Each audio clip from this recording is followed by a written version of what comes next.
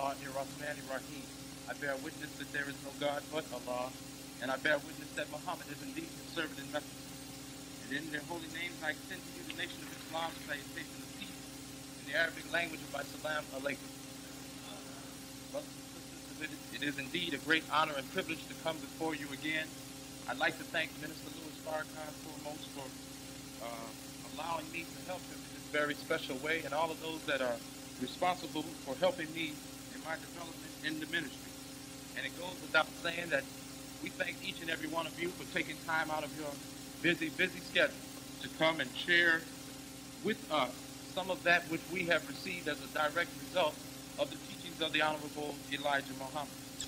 Brothers and sisters, the time is growing very short, and we can see that Minister Louis Farrakhan has not let up in his 30-something odd year work for the liberation of black people here in America. We see him in this time, which somebody might think would be the twilight of this man's work. We see that it is not so much the twilight as Minister Farrakhan is even working more harder and more feverishly for the liberation of our people. And when we watch him work, it gives us a picture of the kind of times that we're living in. It gives us a picture that we don't have a whole lot of time to be playing around. It gives us a picture that it is time for you and I to get up out of the bleachers and to get up out of the audience as we have been spectating the revolution, because the revolution will not come on television. It will not come on Saturday Night Live. The revolution will come when you and I get up and begin to participate in it and not be spectators of it. The scripture says, work heartily as unto the Lord, for you are in the service of the Lord and not in the service of men. But too often, because we are in the type of environment where we feel that work is a necessary evil, work is something that we just have to do to provide for ourselves and provide for our families, it does something to our attitude about work. And so when we go in, we just feel like, oh God, I got to put in the old 8 hours. But the scripture says, work heartily as unto the Lord. And see, if you have accepted God, it makes no difference what denomination you belong to. God has become your new boss. And you don't have to look at IBM, and you don't have to look at Xerox and DuPont and what their policies are. You want to follow those because the Honorable Elijah Muhammad taught his followers that you go and give anybody that you work for a good 8 hours work or whatever time period that you agreed to work for. It is important that you work heartily unto the Lord and that he becomes your new boss. Because if your attitude about work gets funky, if your attitude about work gets lax, you won't work for yourself, brothers and sisters. And when it comes time to someone to call you in to say, now it's time for us to join on to our own. Now it's time for us to get up and build something for ourselves. You'll find that same attitude that you had about work will still be with you when you say you're about to rise up to do something for your own black self. So the Honorable Elijah Muhammad, being the wise master teacher that he was, taught us that no matter who we were working for, we are to go and give them a full day's work. Because we have a parable like that in the scripture, where some had agreed to work for a certain amount. And as Jesus was telling this parable, he was reading out the attitudes of the people. And he said these people had started out in the beginning of the day. You remember that parable? And they had agreed to work for a certain amount. But then some came along midday and some came about an hour before the work day had ended. And when they saw that these that had come and worked only for an hour were receiving the same thing that they were getting when they had started at the beginning of the day, they became angry with that. Don't you see that on the job? Don't you see that on a lot of these different athletes when they get involved in these contracts? And they see a newcomer come along and get a better contract than they got. But they got to remember what they agreed to. But see, we have been in the service of men. And when we're in the service of men, we will always be disappointed. So the scripture gives us a solution to that. It says, work heartily unto the Lord. You're supposed to have a new boss once you have accepted the Lord, or once you have accepted God or Allah, whatever you call him. So we are not in the service of men. And this is why you see Minister Farrakhan, he's able to work and his attitude never gets messed up. Out of the 30-something odd years that this man has been working, he's been like a locomotive moving toward freedom, justice, and equality. It makes no difference what Brezhnev says or what Reagan says or what the Senate says or what these mayors say when they want to repudiate him, because he's not in the service of men. He's working heartily unto the Lord. Men have lowered their standards. You know how you get in a college And they say this college used to have good standards. It used to produce good students. But when the exams come out, rather than grading the papers from 100, they take the top paper. So let's say the top paper is 70 points. They make that the top paper in the class, and then they grade everything down from that. That's what you call grading on a curve. That's what Satan has done to this world. He's changed the standards in this world. You know I'm telling the truth. You can tell what's happening in America today, that they're grading everything on a curve because he's made evil seem fair seeming. We need to go back to this, brothers and sisters, and work heartily unto the Lord. Farrakhan is a product of a man whose standards have not changed, or a man who works for a God whose standards have not changed. He is not in the service of the Lord. He is in the service of the God of men. I mean, he's in service of the Lord, but not in the service of men. So, brothers and sisters, it is important, as we are on a drive to go back home, that we get our hearts right so we can put our heart into the work. And the only way to get your heart right is to put God at the center of your life. Then we will begin to act. Then we will begin to tear down the idols that we worship in this world order. We have to act, brothers and sisters. This month alone, Black History Month, they will be giving us a lot of idols and symbols with which to worship so that they can keep us asleep. They'll be bringing the name of Martin Luther King from every corner of this country. You know I'm telling the truth because they do it every year. Just like they do everything else to us, they do it every year over and over again. So we have to begin to wake up, because as they ring his name out, the symbol that they will be giving our children is that he had a dream. He had a dream, and the children are wondering, why did he get killed? And the message is he got killed because he had a dream. But you know, and I know, that Martin Luther King didn't get killed because he had a dream. He got killed because he woke up from dreaming and started acting and trying to do something about it. All praises due to Allah. So work heartily unto the Lord, brothers and sisters. Make God your boss. Follow the rules of the beast, because if you can't follow the rules of the beast, you'll never be able to follow the rules of God. So let that be your testing ground. We want to take you further into the program now.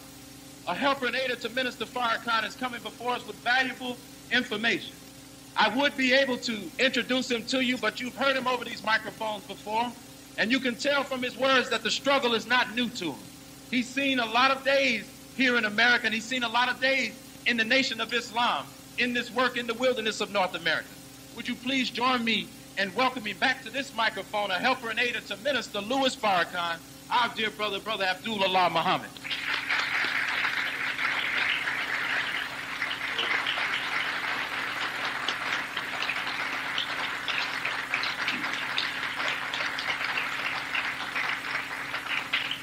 Assalamu alaikum. Bismillahirrahmanirrahim. In the name of Allah, the beneficent and merciful, I bear witness there is no God but Allah. I bear witness that Muhammad is his apostle. Beloved brothers and sisters, I'm happy to be here with you and happy to see you here. Those of you who are familiar with my style, don't get alarmed. I know that you're used to the fact that when I bring up a whole armload of books, that I'm going to only teach a few minutes. And when I come up with a few things, that I'm going to be here for a while. And you saw me walk up empty-handed. But do not despair.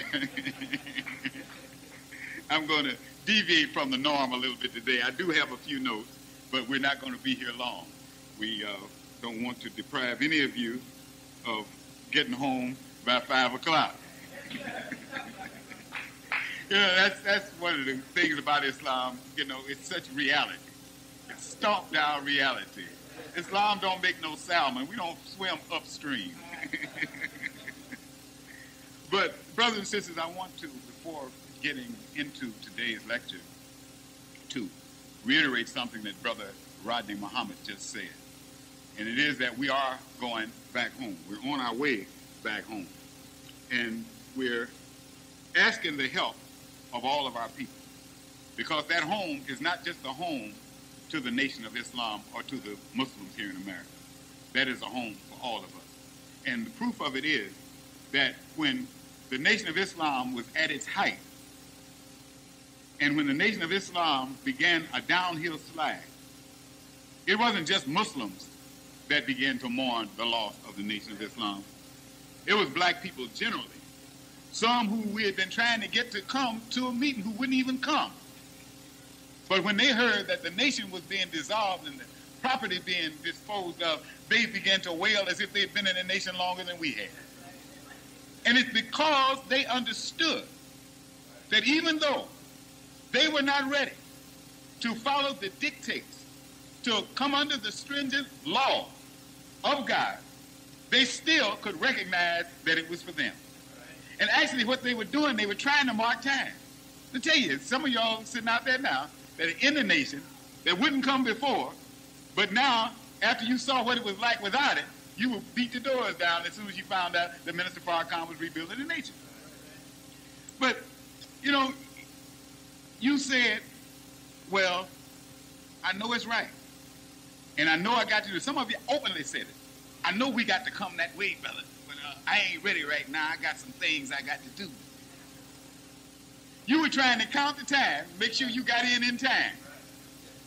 And when the nation crashed, you realized that, uh-oh, I might have missed it. And now, I pray out loud that all of you are as determined as I am not to miss it this trip, under any circumstances. And some may say, well, you know, you say that God is with the Nation of Islam. Well, why did he let it fall? I think that for Chicago, those of you who live here, you consider this a pretty pleasant day out there, don't you? And folks in other places would say it's cold here, but you know for Chicago, this is nice. This is good spring weather. But it was cold last week. Sometimes this summer it's going to be blazing hot. Why does God allow that? We got to think about that. But look at it now.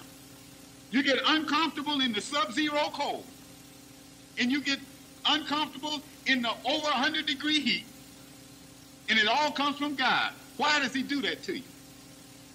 It costs money to heat your house. It costs money for air conditioning. It costs money to buy clothes for the summer and then clothes for the winter, and you can hardly afford to do it. Why does God put you in there? Brothers and sisters, I want to encourage all of our people, before we get off the air, to jot down this address, 734 West 79th Street, all those listening on the radio. We want all of our people, since this reacquisition of property is important to all of us, to be a part of it. And as we go through the lecture, we want to show you that you really need to be a part of this struggle. Not just a part of the rewards, but a part of the struggle to earn the rewards. 734 West 79th Street. You can make your checks or money orders payable to the Honorable Elijah Muhammad Mosque and School. You can just put HEM Mosque and School. And if you misspell any of it, don't worry about it. The bank understands two spellings, the figures and your signature. So everything else is all right. Praise to Allah. But brothers and sisters, just look at that. Why do you have this extreme cold at one time and extreme heat at another? If you didn't have that, you would suffer some problems. You know, in tropical zones, they have some diseases that you and I don't suffer here. And up in the frigid zones, they have some diseases that you and I don't suffer here. And the reason is because there are some germs, some bacteria, some viruses that only heat will kill. And there are some that only cold will kill. And if you have only heat, then the viruses that need cold to kill them, they will thrive and will destroy you, and vice versa. So where you have a change in the climate, as most of the earth does, then it gives the climate a chance to kill off all of the dangerous viruses that would affect you. It's the same with our development as human beings. You may wonder why life, they say life is not a bowl, life is just a bowl of cherries, but look like mine is always the pits. But you may wonder why, out of all the people you know, I guarantee you, you don't know a person that will tell you, hey man, I'm 45, 50 years old, I never had a bad day in my life. Everything has just been rosy and rolled along smooth. Everybody you know, including you, you know about the hills and the valleys, don't you? Chicken today and feathers tomorrow. You don't have any smooth running life. It alternates between good times and bad times, doesn't it? There's a purpose in that. That's all part of developing you and me. Because according to all scriptures, you and I are tested, tried by God regularly, constantly. But some trials are by adversity and some trials are by success. You and I usually don't realize that. We think that just the adversity is our trial. Oh, I'm in bad shape. God is trying me. Yeah, but when you're in good shape, God is trying you to see how you act. Because many times, when we're in bad shape, you can't find nobody calling on God more than us. Oh, Lord. Oh, my good God. Oh, Lord, help me. But in good times, you seldom hear the name of the Lord coming from our lips. So that's a trial, too. The Holy Quran points out how Allah it is who alternates the night with the day and the day with the night. See that? That's his pattern. When it's nighttime, you know day is coming. And when it's daytime, you know night is coming. That's a pattern for you. In the wintertime, you know summer's coming. And in the summertime, you know winter's coming. Well then, by the same token, when you're up, understand that you're going down. And when you're down, keep your faith because you know you're going up. It's the pattern. It's God's pattern. It's a divine pattern. That's why you should not pray. Listen to me carefully now. You should not pray that you can avoid hard times. You should not pray that you can avoid difficulty. Because if you happen to avoid it, it may cost you your life. Because you run into something else that you can't handle because you didn't get any practice on this. So don't pray that night never comes and it stays there. We know you love the sunshine, but don't pray that night never comes. We know you like warm weather. Don't pray for winter never to come. What you pray for is pray that you're able to handle it and get maximum benefit from the experience for the next time.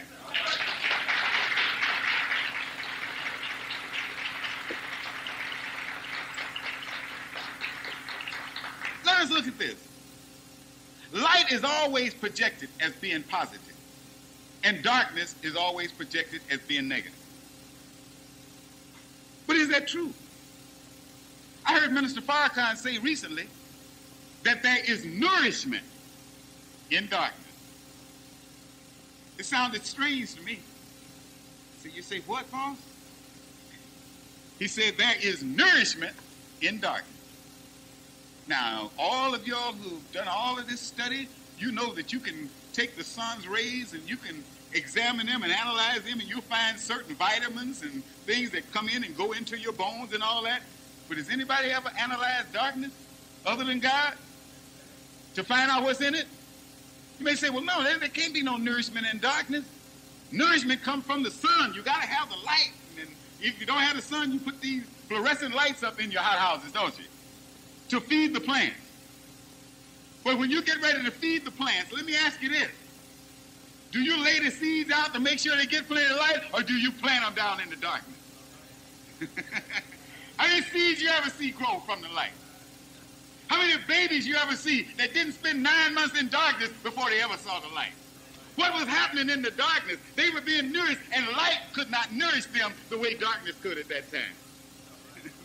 Don't curse the darkness. Everything begins in the dark. Now look, you and I have been in darkness, severe spiritual darkness, for over 400 years. And it's only natural that when you've been in darkness a long time and you yearn for the light, that you want it to come right, just burst out full force, say, oh, goody, there's the sun, and run out and greet it. That's not too practical. Anyone can tell you, if you've been in total darkness and all of a sudden a bright light shines in your eyes, it not only hurts, but it can do permanent damage. It can burn your cornea and make you permanently blind. So that is why you notice how God brings in the day after the night. It's not dark 1 minute and bright sunshine the next. You notice daybreak, how it comes in with light and darkness mixed together. And then gradually the darkness decreases while the light increases until the darkness is completely gone. That way you can handle it. You can deal with it when it comes like that. And then you may have said, God, I wish the sun had hurry up, or you may be looking at it during the day. Why would the sun hurry up and rise? God knows what's best. Sunrise won't do you no good because you've been blinded then. No, let it come and you watch it gradually come out of the darkness. When you read the scriptures in the Bible, They're in narrative or storybook form. If you accept them at face value, they're of no benefit to you. They're just like the darkness. You won't see a thing. Jesus spoke in parables, if you recall. Remember, his disciples even questioned him one time, Lord, why do you always speak in parables? Don't you come right on out and say what you got to say? No. But Jesus knew they couldn't handle it. What did he say? There are many things I could tell you now, but you couldn't handle it. You can't bear it now. Later on, somebody will come and they'll guide you into all truth, but you can't handle all truth now. I'm giving you a little truth in darkness, giving you a little light mixed in darkness so that you can begin to see. Your eyes begin to come open. And as they come open more, then you can stand a little more light, but I can't dump it all on you right now. So he spoke in parables. The Honorable Elijah Muhammad gave us lessons. And there are many people who, just like the Jesus parables and just like the other scriptures in the Bible, took them at face value. Or they could spout. They could stand back and recite lesson after lesson, question after question, problem after problem. Couldn't produce nothing. Why? Because they are looking at the darkness and thinking that they see light. You look at the story of Jonah, and Jesus referred to Jonah. After you read the story of Jonah, you get over and Jesus tells them the only sign of the last days would be the sign of Jonah. What sign of Jonah? You mean we got to all go down and stand on Lake Michigan and wait for a fish to swallow somebody? I mean, is that the sign? The sign of Jonah. You and I go to school, get degrees in biology, zoology, oceanography. I mean, we know all that good stuff. And sit in the church and listen to somebody tell us that a big fish swallowed a man. And in your study of biology and zoology and oceanography, you have learned there is not a fish on earth with an alimentary canal wide enough to swallow a man. That's the first thing. Plus, he couldn't live in there 3 days because there wouldn't be no air to breathe. He ain't got gills like the fish, so he can't get his air from the water. So you know it didn't happen. Let's just put it straight out there like it is. How come you professors have never stood up in the church and said, wait a minute, man. Break down the meaning of that, because that never happened. I know better than that. No, you don't challenge it. You know better. You're not dealing in ignorance. Not this educated generation here. You are not dealing in ignorance. You're going along with untruth, knowing that it's untrue. And you try to justify it. And you say, why do? You know what I asked my child so often? You know, he lied to me like a dog. I wonder why he lied so much. Look at his role model. Check his parents first. Check yourself first.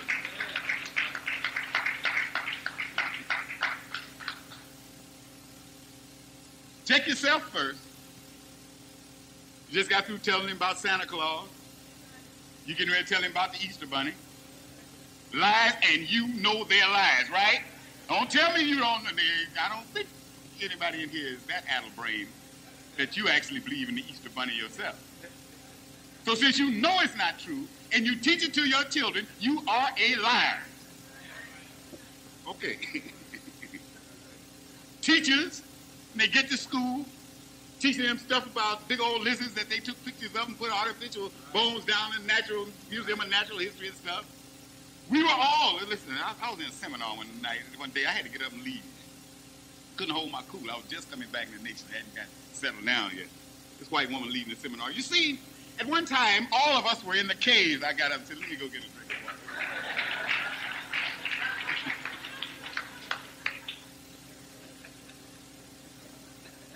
All of us were in the caves. And even, you know what, white folks, even they won't be so bold as to tell the biggest lie of all. You go to the Museum of Natural History in every one of these cities, you don't see nothing but white cavemen. I mean, even they are honest enough to say it was them and not us.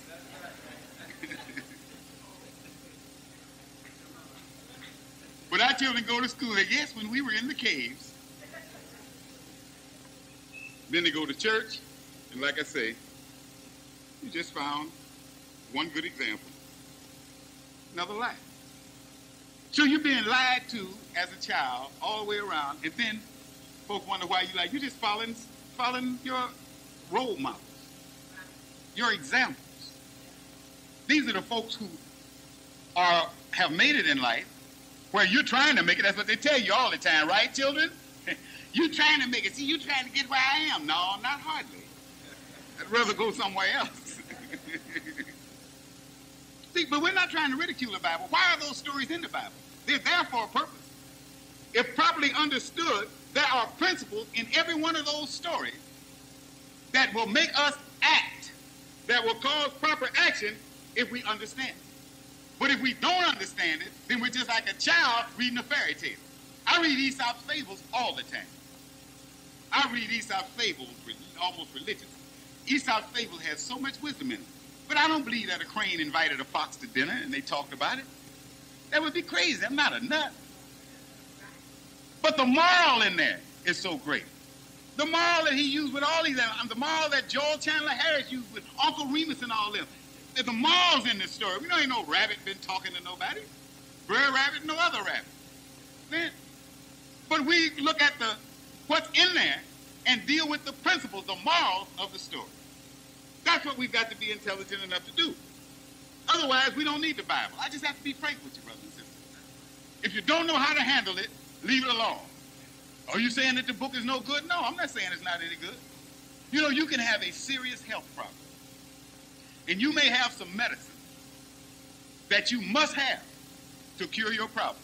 Nothing else will cure you but that medicine. But I tell you something, if you look on the label of that medicine, I guarantee you it says, keep out of the reach of children. Because I don't care how good it is, if a child gets it and don't know what they're doing with it, they'll kill themselves. It'll be the death of them instead of the cure of them.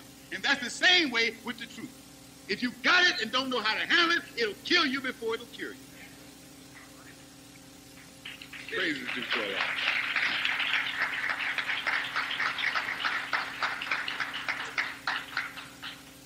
The birth of Jesus is very key to your and my rise to freedom, justice, and equality. Very key, if we understand it. But now if we misunderstand it, it's the key to our slavery. That's why it's pushed on us so much in the way that it's pushed on us to keep us enslaved. But if we understand the birth of Jesus for real, it will cause us to refuse to accept the condition that we're in. Jesus, born of a virgin. God himself had to father the child. Now, there's a principle in that. But now, if you want to take it on face value and actually believe that here was a woman 2,000 years ago who never was touched by a man, got pregnant, delivered a baby, and still had not been touched by a man, I don't have to tell you that that never happened. I'm not going to get no argument with you. I tell you what you do. You got a little young single daughter, let her come home pregnant and tell you about the Holy Ghost. Now, if you believe it, you convince me. If you believe in it, then you believe your daughter. Well, but see, that was 2,000 years ago. The Bible says God is the same today as he was yesterday, and tomorrow he changes not.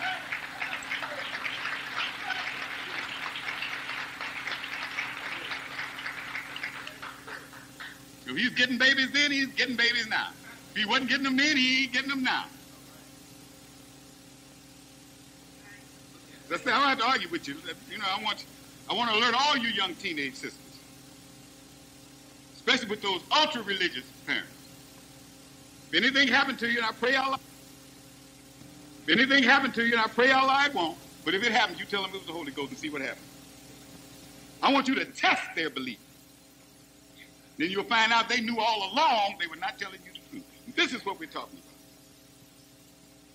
Jesus' birth actually is not such an unusual circumstance when you really read the Bible through and through.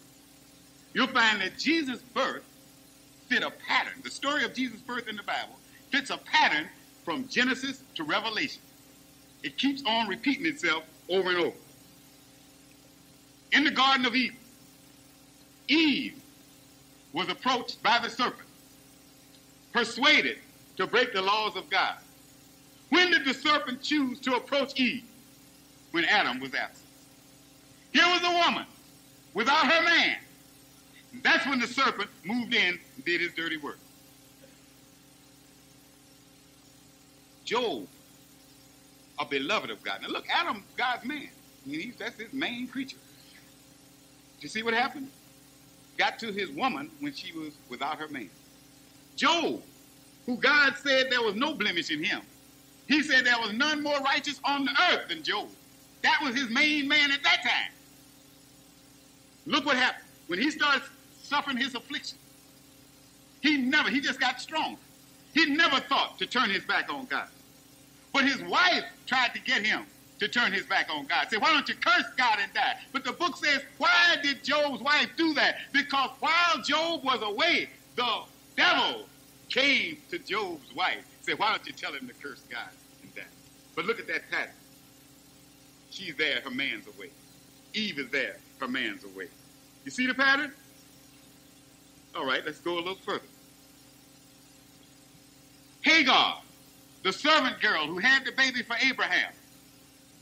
The main part of the story is after he had cast her out. Here she and her baby wandering around in the desert, running back and forth between two mountains. No food, no water, no nothing.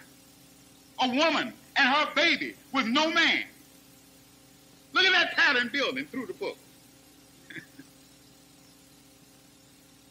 In the book of Revelations, the last book in the Bible, here is this woman, paining to be delivered. She's in labor, ready to deliver a baby. And what happened? Here's an old dragon standing in front of her, waiting for the baby to be born so he can devour the baby as soon as the baby is born. Who is there? The woman carrying her baby. Where is the man? Look at that pattern. From Genesis to Revelation, a pattern is being set up. A woman being persecuted, a woman in trouble, a woman fighting the devil with no man. She had to flee into the wilderness. But look at this. This is the last book of the Bible. So it tells you very clearly this woman was able to protect her baby. Because it said that she was clothed in the sun, had her foot on the moon. Check that. Clothed, we started talking about light and darkness. We're going to be talking about that as we go through. Because that's our subject today. Let there be light. What do you mean a woman clothed in the sun? With her feet on the moon, standing on the moon, stepped on the moon. That's how much you think of the moon. We've had people who interpret that as if, the moon was a great foundation and that was the base of it. No, she had her feet on the moon. She was clothed in the sun. Well, look at the relationship of the sun and the moon. The moon is a dead planet. The moon has no water, no light, no light. When you look up in the sky at night and you can see the moon, the reason you can see it is because the sun on the other side of the earth is shining its light on the moon, and the moon is reflecting the light of the sun. Has no light of its own, does not create any light at all. When the sun comes, the moon might be there, but you don't see it, do you? Because the light of the sun is so bright till it makes the moon disappear. Well, the moon in the book of Revelation represents, and in many other places in the Bible, represents the prophets of God. All of the prophets came in the name of God. They did not have the light themselves. They did not produce the light themselves, but they brought the light of God. They reflected on us the word of God, the life of God, the light of God. They were like the moon is to the sun, to the physical sun. But as the book says, in the last days, God himself would come. And just as when the sun comes, the moon has no more use. When God comes, ain't no use for a prophet or none of the prophecy. So it says that this woman in the last day would be clothed in God's word. Standing on the word of the prophets, because you can use that for a footstool. All praise to Allah. What are we recognizing in that pattern that's going through there? And the fact that here's this woman clothed in the light of the sun, the physical God of the solar system, which represents the spiritual God. It is the identity of God's people. That's what the whole book is about, isn't that right? Isn't the whole book about God fighting the devil and delivering his people? Every story that you read in there about every people, you see that God is battling to free his people from a wicked taskmaster. Well now, if God does that for everybody on earth, what is it that caused you and me to think we are so worthless God wouldn't do it for us? You never find an instance in history where God didn't deliver a people who were enslaved. But you and I have been led to believe that we are so worthless that there's no hope for our freedom. That the best thing we can do is try to get as close to the master as possible because we ain't gonna never get free. The best we can do is try to fight him to get jobs where he owns. Fight him to live in houses he's built. Fight him to go to schools that he runs. Force him, give me a job, and if you don't give me a job, give me food stamp. You giving up something. We've been taught that's the best we can look for. What about freedom? I don't see God going into Egypt, sending Moses into Egypt, telling Pharaoh, give my people welfare. I've never seen that in the Bible. I never saw where Daniel told Nebuchadnezzar, you got to give my people jobs. You never did. You ain't never seen anybody representing God asking the slave master to give them nothing. God sends his man to teach the people how to get your own. Is that right?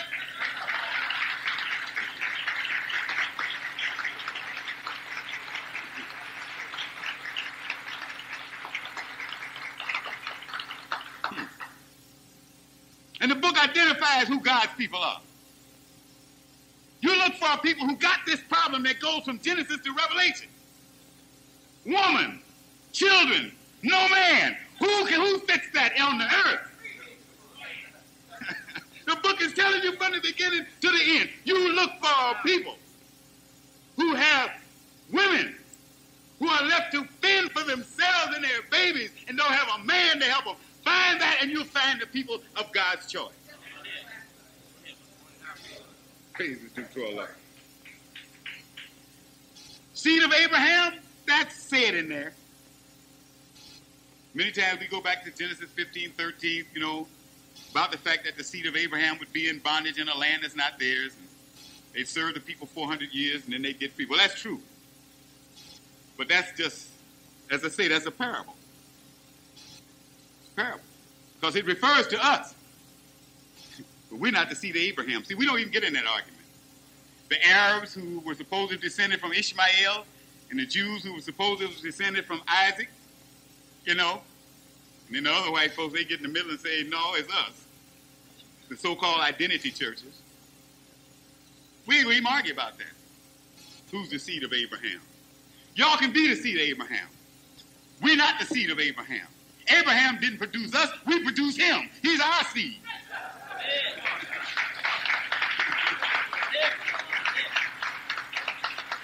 Wow. We are not only greater than we thought we were, we're greater than the book even says we were, unless we understand it. The seed of Abraham. Where did Abraham come from? It came from us. Before Abraham was, we were. Now look at this. Let's go into this thing of the virgin birth. Here we are, a people. Not only do you find that a disproportionate percentage of our women have to raise families by themselves because the man hit and run, but even in the so-called nuclear family, even as a whole, our people were a virgin people prior to the coming of Master Farad Muhammad. We did not know a man because our manhood had been stripped from us and totally destroyed. So you had a bunch of women and little boys running around, but you did not have a man. We didn't know how to be men. We didn't know the ingredients that it took. We couldn't produce men because we weren't men ourselves, and the law of biogenesis says you produce that which you are. It's like cattle don't give birth to sheep. Sheep don't give birth to goats. Whatever you are, that's what you produce. We didn't have any men because there were no men to produce us. There was not one pattern that we could copy off of. So God looks and says, here's a virgin people. They haven't known a man. Because the last man was killed off on the slave plantation generations ago. Say, well, wait a minute, now I'm a man, don't talk that to me. The dude said a long time ago, I know those colored folks, I are one.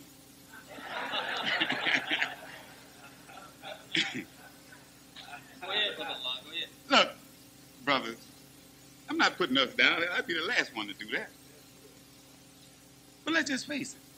You know, white folks used to call us boy and we get mad. They didn't, that wasn't just a slur. They knew what they were saying. If you got a son, your son is a boy as long as you have to give him show fare, car fare, lunch money. Is that right? When do you know he's a man? When he gets out of your house, get him a wife, raise him a family, get him a job or whatever, and pay his own bill. That's manhood, right? And that's why I don't care if he's 90 years old, if he's living with you and he does something you don't like, you tell him, look, boy, you don't say, look, man, do you? You say, look, boy, as long as you live under my roof, you're going to do what I say. Because as long as you live under my roof, I don't care if your hair is white as snow and your whiskers are to the ground, you're a boy, boy.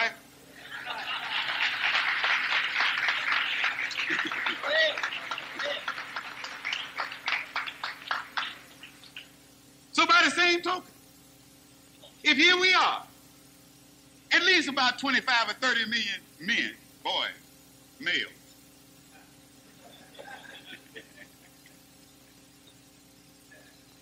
don't get nothing unless we get it from white folks. Everything that we get, we have to go to them for. Everything. Now, we get a woman, we got to take her to him to get approved, to get a license, to marry her. Now, I'm not saying none of y'all to shack up. As long as you're living under the laws of the man, you follow the laws of the man. I'm showing you the state of our helplessness. See? Whatever we go after, think of something that you got that you didn't have to go to white folks for. I can't think of nothing. I think about everything I'm supposed to have. And it really belongs to white folks. Think about that now. It belongs to white folks because under technicalities, there's nothing you got that they can't take back. They can take the clothes off of your back based on a property tax which most of you have not paid. Because they don't press it. See, they always got to keep something hanging over your head. Always. They'll never let you get completely free. They always got something hid back, and what they do, they make sure that they got you because they write, ignorance of the law is no excuse. Just because you don't know about it don't mean you can't be busted for it. So, here comes Master Fard Muhammad into a people who have never, ever, ever known a man. You may say, well, we knew one. What about before we came slaves? That wasn't us. That was our foreparents. I'm talking about us. We never saw one. We total virgins. So he produces one. He produces one right in our midst. Leaves him for a pattern. Now look at this. When white folks realized that the Honorable Elijah Muhammad was on the job, they began to persecute him. Just as the book of Revelation talks about the woman. Now, check this out. You say, well, wait a minute, but he's a man. It's talking about a woman. The Bible repeatedly talks about the battle between the serpent and the seed of the woman, right? Again, you know biology. You know woman got no seed. Seed comes from a man. That's the key to let you know that there's a man they're talking about. Well, why do they picture this man as a woman? Because of the job that the man has to do. You find a lot of role reversal in the Bible. For instance, in the book of Genesis, when it talks about the creation of Eve, they do a reversal. If you read that story in there and believe it at face value, where it says that the woman came out of the man, is that right? God took a rib out of the man and made a woman. That's a total reversal. Have you ever met a woman that came out of a man? But check this. Every man you see came out of a woman. Direct opposite. So that's another thing you got to know about the Bible. Before you think you understand something, turn it over. Turn it backwards and see how it reads. God, this is why people talk about, oh yes, you see, you got to be a believer in God. You got to believe in the supernatural. That's a lie. Supernatural, other than natural. God is the author of all the laws of nature. Why would he be unnatural? That's why that thing about babies being born any different way than the normal way is a lie. God would not permit it. He's not like the devil. It is the devil who establishes laws, then becomes the first breaker of his own law. God's not made like that. He doesn't have that kind of character. When he establishes a law, he is the example of abiding by that law. So he wouldn't break the natural law by bringing a woman out of a man when he knows he set the law up for man and woman to come out of a woman.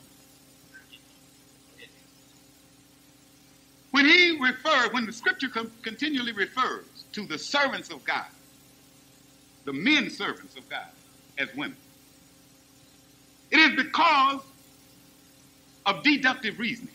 In deductive reasoning, you go from things known to things unknown. So the scriptures use a pattern of something you understand. If you understand childbirth, then you can better understand the work of a messenger of God. It's similar to childbirth. It even has pain like childbirth. It sometimes gets bloody like childbirth. Sometimes you wonder, is it worth it? Just like childbirth. That's right. Sometimes you're ready to give up and say, oh. Sometimes the messenger of God, the prophet of God, or whatever he sends at that particular time, the warner, the reformer, will become so perturbed you will read it in Scripture. Where they'll question God. God, why did you do this to me? They claim Jesus even. Well, when the people started doing that, they knew why they were taking it. They knew that no matter what's wrong with you, an increase in oxygen will help you. And carrying off whatever carbon dioxide you're given will help you. And sometimes you got an illness where you can't open the windows and let fresh air in, and they knew the plants would help you. But after a while, we didn't know why, but we kept on doing it. And then that's why people started carrying cut plants. But originally, people didn't carry anything but potted plants, live plants, that could actually help the sick person. Our old folks used to do a lot of stuff that, we gave up. And, we used to go to their house and see them always keep a can or a pot of water on the stove.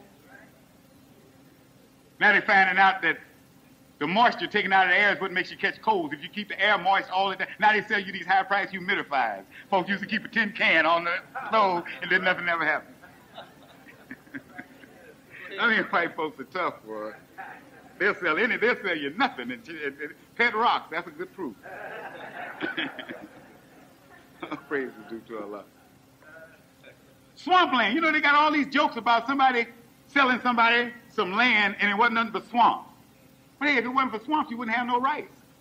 Some of y'all wouldn't have them alligator shoes. You see land that's barren. Looks dead, look like it won't go nothing. But look, when you go looking for gold, that's where you find it. When you go drilling for oil, that's where you find it. All kind of minerals, titanium, deuterium. Just so many different things that you can find in something that looks like it's nothing. But like the little boy says on the poster, God don't make no junk. If you think something's useless, you need to study it to find out what its use is. You might be passing up a good bet. All praises due to Allah. So, in the lessons, it says that the 29 million square miles is the useful land that's used every day. It's used. In the lesson known as the actual fact, it calls it, the 29 million square miles is called the producing land. It doesn't say the productive land, because productive land is any land that can produce. Producing land is land that is actively producing. See, that's what I'm saying. We have to understand. It's just like you see a sister who doesn't have any children. That doesn't mean she can't have any. She may be perfectly capable of having, but she hasn't had it. So she's a potential mother. So it's the same way with that land. It is potentially producing, but it's not producing now.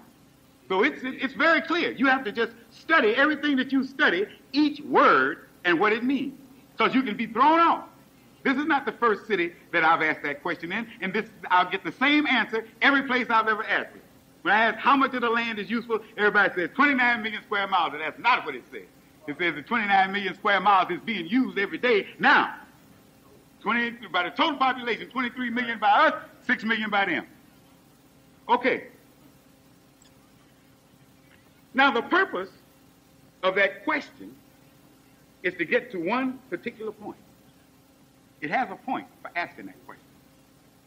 It's to let us know that we're not dealing with the physical earth. And the question is asking, if all the land is useful, why are we wasting almost half of it? That's all that's in that same question. It's telling you how much land there is, then telling you how much is being used. That natural question is, why ain't you using the rest of it? But it's not talking about the physical earth. When you look at the actual facts and you add up all of the lakes, all the rivers, the streams, the oceans, and so forth, it will not add up to the amount of water that it says is there. So that lets you know it's not talking about the earth. It has no relevance. It's talking about the human resources. Right. It's talking about our own potential. That the human family is using a little over half of their human potential, and they're wasting almost the other half. The praise is due to Allah. You and I are the biggest wasters of all, naturally, because we haven't been taught how to utilize anything. Our only teacher that we've had for over 400 years has no desire for us to learn how to utilize our resources. But understand this. Here in 1988, brothers and sisters, we cannot use the excuse of discrimination, segregation, oppression, none of that. That's over. The Honorable Elijah Muhammad said it, that the white man told us we were free over 100 years ago. What has happened? We haven't acted like free men. That's what he said. He said, why don't you act like free men? How do free men act? Their theme song is what we saw that big old school teacher sing again on Night at the Apollo last night. Mama may have, Papa may have, but God bless the child who's got his own. That's how free men act. I don't care how good your stuff is, and I don't care how much I love you, Mama, how much I love you, Daddy. Got to have my own. I still love you, but I love you from my house. I love you, but I come see you in my car. You understand? I won't always have a handout to you. I'll be giving you something sometime. We can get along that way, Mom and Dad. But I got to have my own. That's how free people think. Now, there are many of us followed the Honorable Elijah Muhammad all these many years. There's some who are still talking about, oh, I'm ready to get out of here. If I'm telling you, if they brought the planes in or brought the ships in tomorrow, I would load up and get out of here. Can't do it. Can't do it. All you have to do is read the history of Moses and know you ain't ready. You ain't nearby ready. Didn't you know that? We said, yeah, I'm ready. No, you ain't. No, I know you ain't. You know how you want to find out if you're ready or not? Check your bank account. When Moses' people got out in the wilderness and Moses went away for a little while, they made an idol god to worship, didn't they? What was it? Golden calf, right? Golden calf. Now, were they broke? I mean, these guys could afford to make a calf out of gold. Were they broke? No, they wasn't broke. That means that something went down in Egypt before they left, didn't it? They got in shape to be able to make it before they left. I want you to, when you get home, to look at the 105th Psalm, the 37th verse, and read it carefully. Not only were all of them wealthy, all of them were healthy. Now check that. Something in Moses' teaching that got them ready. It said that they had plenty of money, and there was not a feeble one among them. They got their health straight and got their pockets straight, then they were ready to move. Now you see why we ain't out of here, don't you? We got a long way to go. You got to be wealthy and healthy. Isn't that something?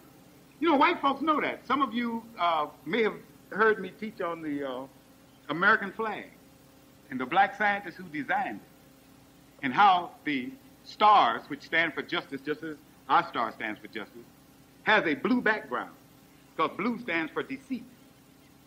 I know y'all all know that. Many blue-eyed folks you've dealt with. But truly, you know, if you've been on planes, you look up right now, you see the sky looks blue, right? Don't care how many feet you go up, you never get to the blue, do you?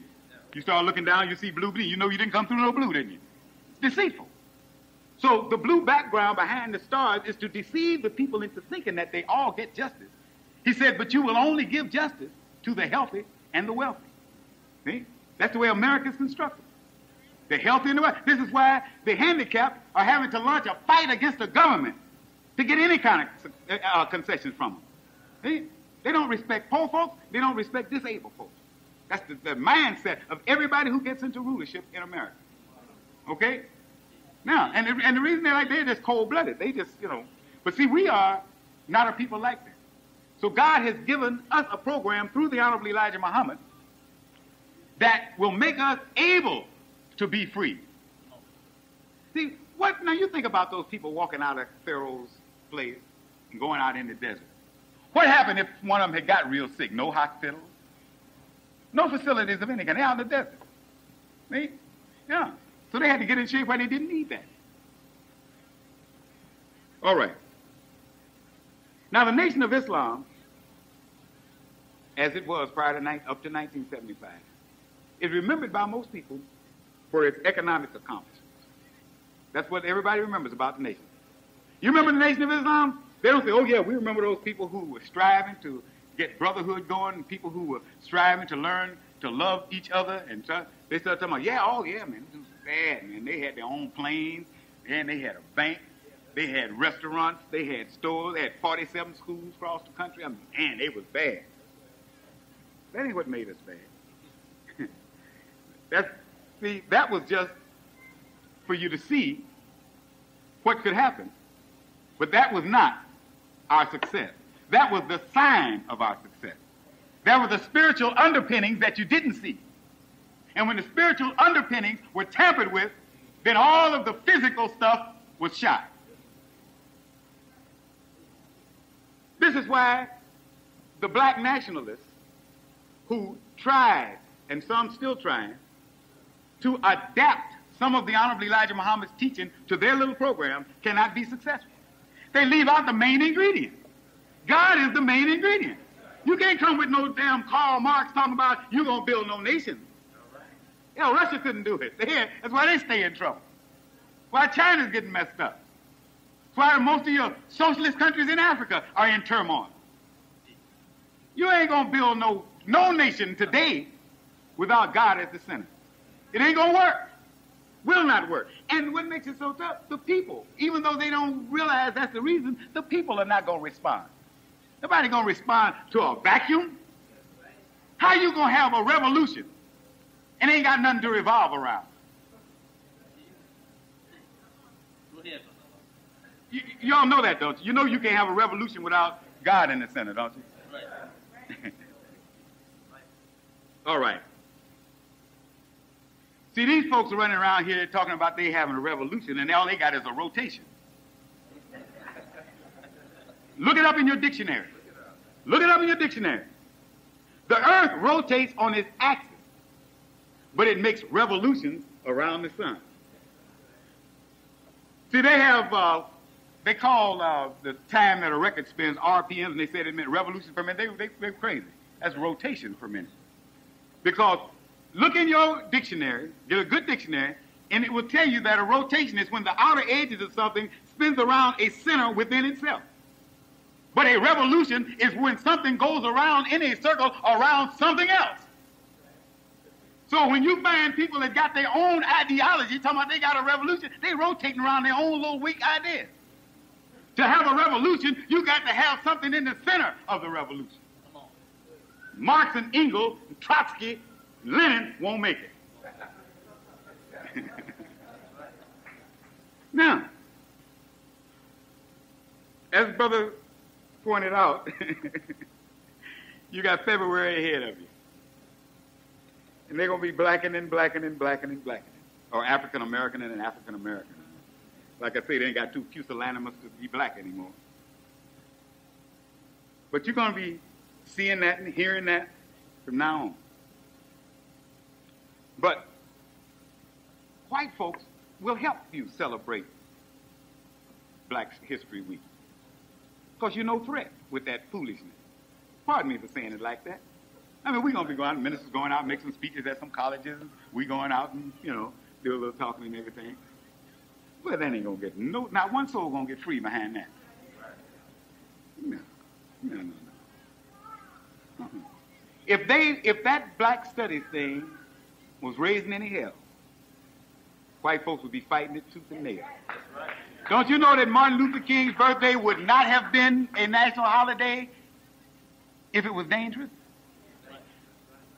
Do you realize that Martin Luther King, look at this. I'm telling you, now you know white folks don't love you this well, but look what they did. Do you know that Martin Luther, and that's the reason some of these states are mad and don't want to celebrate the man's birthday. Do you know Martin Luther King is the first native-born American whose birthday is a national holiday? George Washington was born in England. That's right. No white, natural-born American has a national holiday. Now, you know white folks had to be desperate to do that. You know they had a plan. I mean, man, when you do that, you say, hey, boy, you rock us to sleep for at least another 10, 20 years. Say, all we mean. Oh, brothers and sisters, if we but knew. Now, they know that as long as we are dependent on them, and Budweiser and Coors are sponsoring all these black things, we ain't no threat. But now, when Minister Farrakhan is talking about, after 10 years, we're getting back our national headquarters from which we can launch all of the programs that will begin to employ our unemployed and begin to enrich our poor. That's dangerous. Because we know our attitude changes. Brothers and sisters, I'm telling you. When our condition changes, our attitude changes. Now, we're not planning it that way, but that's just human nature. Now, as long as we, as Muslims, we know we're not trying to separate ourselves from you. We got the same problem you got. We go to work for white folks just like you do. We have to go back home from white folks. We're in the same boat. Only difference is we understand it. We realize it. And we're trying to get out of it.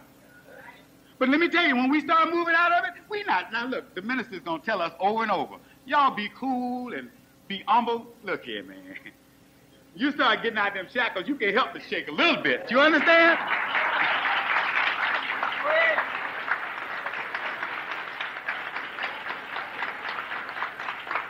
See, you put up with a lot of stuff when you can't do no better. But just let you see the light of day. Who you calling, boy? I can hear it now. Look, Sarah, Abraham's wife, submitted to let Hagar, her handservant, she was really Sarah's handservant, her maid, have a baby by her husband. And let the baby begin to be raised right there in the house with her. Now, Sarah put up with that because in Sarah's mind, she was barren. And since she could never have any children, she had to put up with this other woman's child being raised in her house by her husband. But Lord, when Sarah got pregnant, didn't her attitude change? Oh, it was a different story then. She said, yeah, I told you could do it, Jack, but it's a new ball game now. The broad got to go.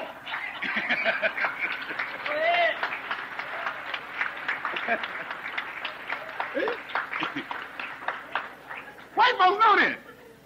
They know as peaceful as we are and as humble as we trying to get, they know, brothers and sisters, when we start coming to our own, ain't going to be no holiness. Mr. Farrakhan would be hoarse from shouting for us to cool down, boy, but I know that he going to have a hard job doing it. I mean, that's just natural.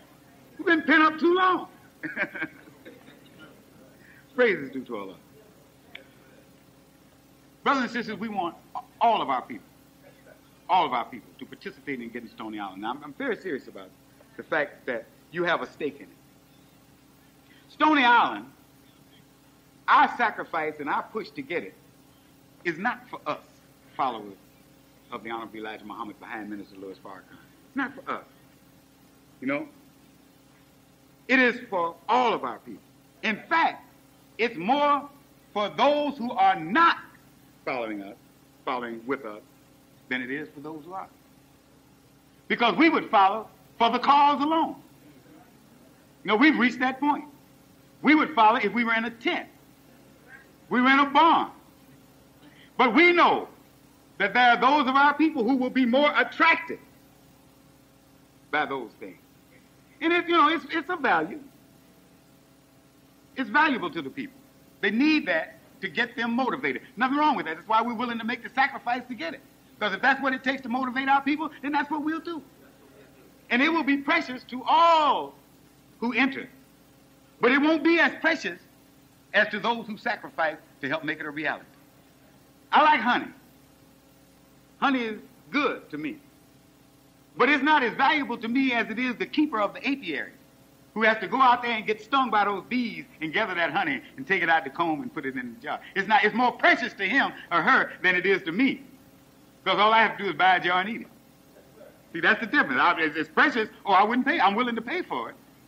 But it's not as valuable to me as it is to that person that's willing to. I'm not going to take no bee stings if I can help it. Not even for honey. I'll go get some syrup. See? Again, for all of us, everybody who understands to participate, donate toward the acquisition of this property, shows our maturity. Because when you show a child a building that they're getting ready to move into, the child sees the beautiful structure. Oh, look at the pretty windows. Oh, look at the nice carpet. Oh, look at the good drapes. The adult says, I hope the plumbing's good. I hope ain't no electrical problems. I wonder how much it's going to cost to heat this thing. See? I don't care how beautiful it is. That's how an adult thinks. An adult thinks with responsibility. A child thinks with glamour. Okay? So our recognizing that we have a responsibility shows us maturing rather than remaining in a childlike state. Now, the Bible tells you that to see the kingdom of God, you must come as a child. It didn't say you must stay as a child. You come as a child because a child doesn't remain a child. A child is a potential adult. A child is one who's on his way to becoming an adult. So you come as a child and you grow into an adult. All praise is due to Allah. Now, we hope and pray, Allah, that today we have shed some light on what we're doing. Because it's very important. It's very important that at this point we begin to again show physical evidence of what we're doing. We, all of us, have spent years enjoying the blessings of Allah, but you can see it in our faces and sometimes in, our carriage and all that. But we've got to have more to show than that. When light comes into darkness, brothers and sisters. Now, Minister Farrakhan is teaching. In fact, he just got back not too long ago, just before I came on the roster. Just came in. Columbus, Ohio. He's running all over the place, just teaching. His tapes are all over the world, video and audio. Not all over the United States, all over the world. They even got them down in South Africa passing them out. Okay? I mean, his voice is being heard loud and clear. But let me tell you something, brothers and sisters. In Matthew, Jesus told his disciples, you are the light of the world. Now, something about light. They say the minister's teaching, hard, strong, ruining his health, teaching. But no matter how bright light is, you can't hear light. You have to see it. See? No matter how well the minister articulates the program of the Honorable Elijah Muhammad, what's really going to show our people where he is going is when they see the program of the Honorable Elijah Muhammad coming back to life. You can't hear, listen to me closely now, and listen to this principle. You cannot hear light. That's why, as Muslims, it behooves us to live the life of Islam. You can't go out preaching to folks about Allah is the greatest and you smoking reefer with them. No, light is not in the ear. Light is in the eye. And no matter what you say, no matter what they hear, they see your religion.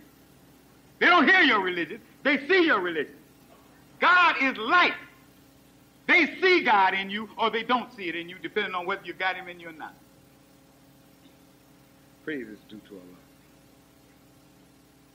Now look at this. We want you to understand it very carefully. You can't turn on darkness. You ever notice that? You can come in this room and it's dark. You can turn on a light and the light will destroy the darkness. You can't turn on no darkness and destroy light. That's how powerful light is.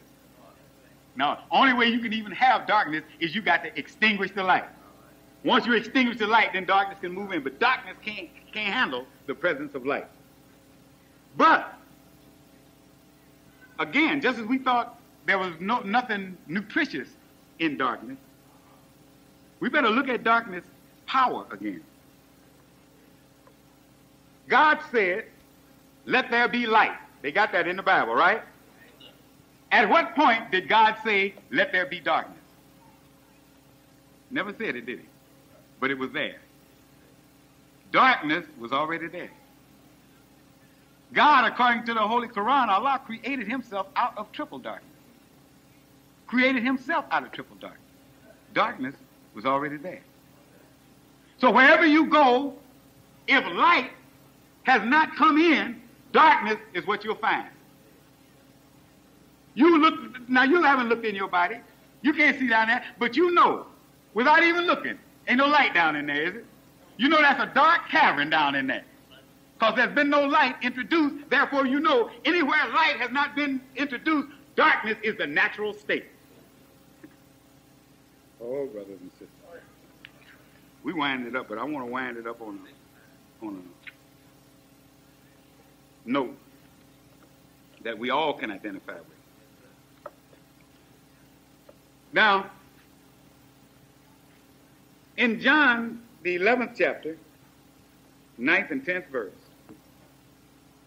it says, if anyone walks in the day, he does not stumble, because he sees the light of this world, talking about the sun. But if one walks in the night, he stumbles, because there is no light in him. Now look at that principle. That's a tough principle. That's what we want to end on today. There is no light in us. Nothing naturally contains light. Light has to be projected from outside. This is God's way of making us know and understand that we can never be independent. Physical light has to be imposed upon darkness. Spiritual light is the same way. You cannot grow into spiritual light on your own. It's by the grace of God. God has to bring the light to you. That's why the book says the people who sat in darkness have seen a great light. That's right. They sat in darkness. They couldn't do nothing else. They had to wait till the light comes. People that walk in darkness seen a great light. Lightning comes from the east, shines in the west. It comes. But until it does, there's nothing there but darkness. So let's understand that. Again, as I say, don't curse the darkness. It has its value. It makes you understand where the light is coming from. And when you are deprived of light for a time, the darkness reminds you that this is your total condition forever unless you seek the light again. And the Honorable Elijah Muhammad said, and you know, this is scientifically proven over and over again, if you want to get sick, I mean really get sick, you lock yourself up in a house, pull all the shade, and don't let no sun in. You can eat the best foods, drink the purest water, and everything. You're going to get deathly ill. Can't exist without that sun. That sun is a physical sign of God himself. Just as the sun recharges your bones, God recharges your mind and your soul. See? And without it, if you hide yourself away from it, you can't help but deteriorate. Just as you deteriorate physically from lack of sun, you will definitely deteriorate spiritually from lack of God. Is that understood? And I like what it says in the first book of John. You say, well, I'm with God, it's these niggas I can't handle. First book of John, where it says, how can you say that you love God whom you have never seen and hate your brother whom you see every day? God is not blessing us individually. You get no individual blessing. Don't ever think you can close yourself off and I'm going to be ultra righteous and I'm going to eat every 3 weeks and pray 20 times a day and all that, and God's going to bless me. No, if you're not doing something to help in the freedom of your people. This is what Minister Farrakhan in Canada last week told those foreign Muslims, those Muslims from other countries, 20 other countries. Some of them had questioned whether or not he was a real Muslim. He put it right back on him to try to get the light to your people and try to raise your people and get the voice of Allah into your people. You're not a Muslim. That's incumbent. Dawah is incumbent on every Muslim. You got to spread the faith, else you're not a Muslim. A Muslim is not a Muslim till he first loves for his brother that which he loves for himself. Don't tell me you can sit back and be an iconoclastic Muslim.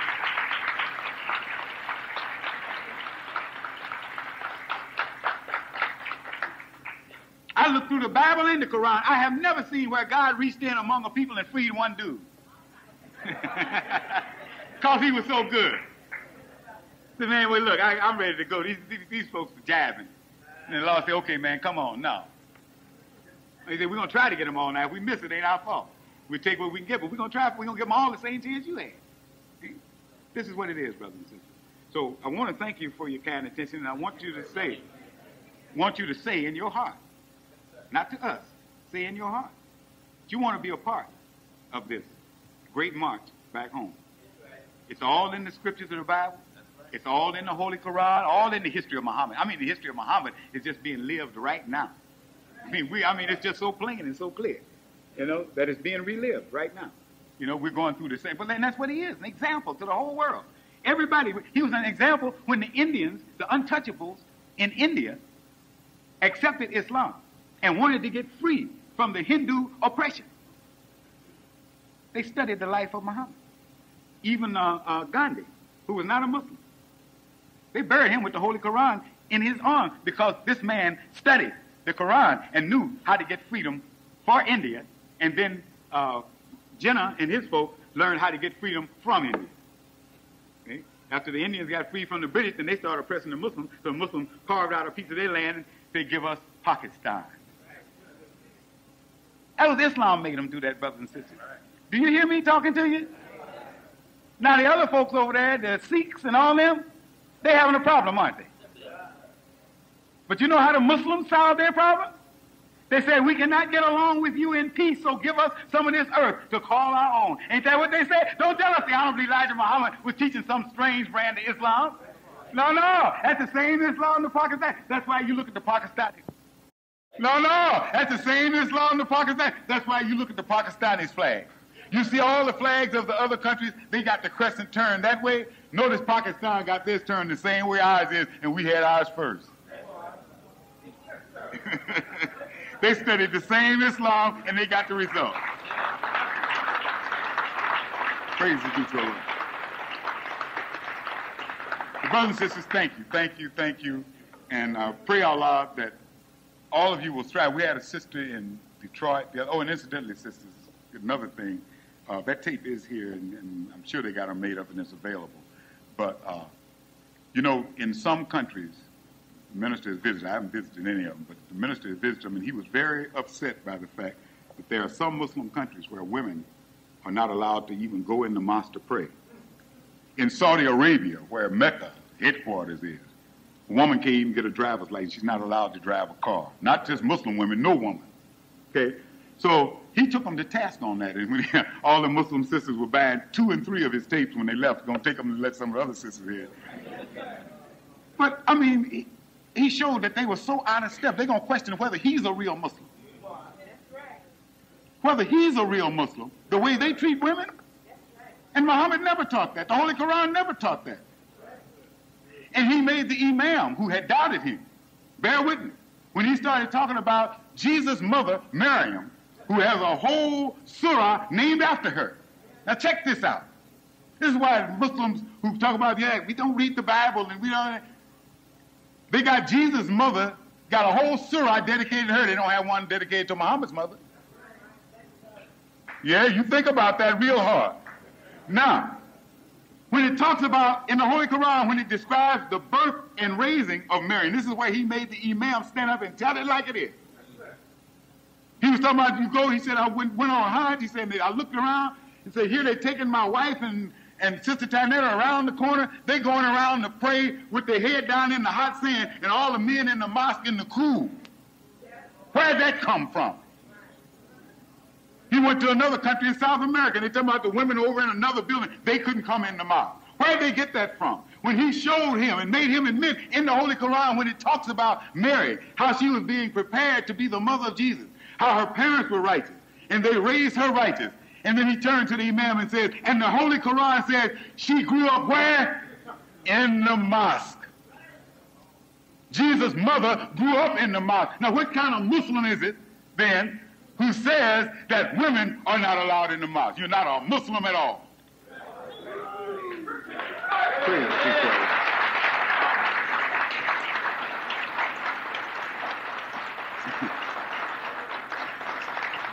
And my wife is here to bear me witness. A little over a year ago, the Ahmadiyas in New York invited me to come and speak on the occasion of Muhammad ibn Abdullah's birthday. May the peace and blessings of Allah be upon him. Every year, Muslims throughout the world, a lot of them have different things where they teach on the various facets of his character. So this particular year, they asked me to come and to speak on Muhammad, the liberator of women. We got there, me, my wife, and my daughter, and when we walked in the door, they greeted us and everything, and they immediately took my wife and daughter and they went up the stairs. Now, I didn't think too much about that stuff, you know, maybe they're going to rest their coats or something. But when I got into the little mosque, I looked out on the floor and wasn't nothing but men and boys. And a video camera like that. And I found out they had all the women and girls upstairs watching it on closed circuit television. And I'm teaching on Muhammad, the liberator of women. I got to the mosque that day, I told them, please, I would have been a little slicker than that. At least for one day, I'd have let the women in there and show if I know somebody's coming to teach on something like that. But they crazy. They didn't even front. And as my wife was bad with them, sisters left there with a whole different idea. I know it was some hell in some homes. Because they cannot support that. The treatment of women in most Muslim countries cannot be supported by the Holy Quran. It is in direct contradiction to the Holy Quran and to the Sunnah of Prophet Muhammad. Even to the point of them talking about a woman during her menstrual period not supposed to enter the mosque. They got a Sunnah, they got a hadith of Prophet Muhammad where he left something of his in the mosque. And he wanted to send his wife Aisha back to get it. And she said, oh.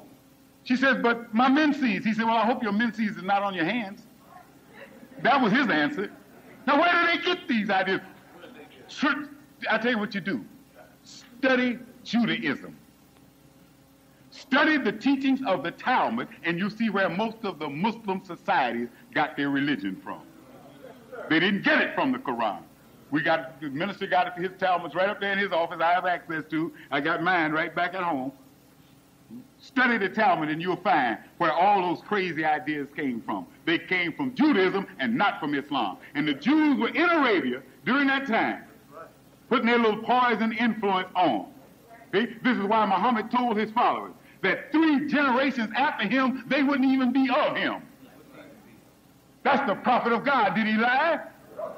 All right, then there's no sense in none of them claiming they are of him when he said they wouldn't be of him, and it's been far more than 3 generations. They need to look back, read that Quran, study the Sunnah, and begin to be Muslims again. That's why white folks got them fighting each other. That's against the law of Islam. Against the law of Islam. A Muslim is safe from his brother's hand and his mouth. Not only won't you attack a Muslim, you won't even talk about a Muslim. What the hell are they doing over there shooting rockets and missiles?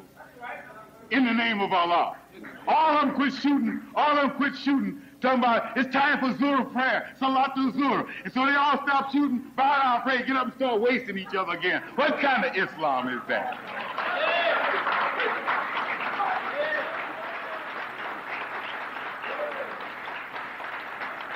Brothers and sisters, let me end on this note. This is why we went through all this thing about birth. This is a birth of a whole new nation. The old one ain't fit. I just have to say it like that. There are 3 religious capitals on earth that are powerful, and all 3 have become too corrupt for God to accept. God is going to destroy Rome, God is going to destroy Jerusalem, and God is going to destroy Mecca. Now you watch it, because there's neither one of those 3 cities is fit to be called a holy city. There's too much inhumanity, too much filth going on in all 3 of them for God to look upon them and people to say that's going to be his future kingdom, not living. We're his future kingdom. Wherever we light and set it up, that's where God's kingdom is going to be, because he's making out of us a people unlike any other people. But a people that when we get into our own, get to ourselves and really become ourselves, you can read the description in the Holy Quran over and over of what a Muslim is. And all you have to do is look it up. What a mu'min is, a believer. And all you have to do is look it up. See what a mutaqin is, the highest degree of belief. And you look it up and you'll see it. But you don't find it nowhere on earth today. It's not there. It's what we got to build. And we starting from humble beginnings. Brothers and sisters, with your help, we'll make it. Let's all strike for freedom. Is everybody ready? Yes, praise is due to Allah. Thank you, brothers and sisters. May Allah bless you. Assalamu alaikum.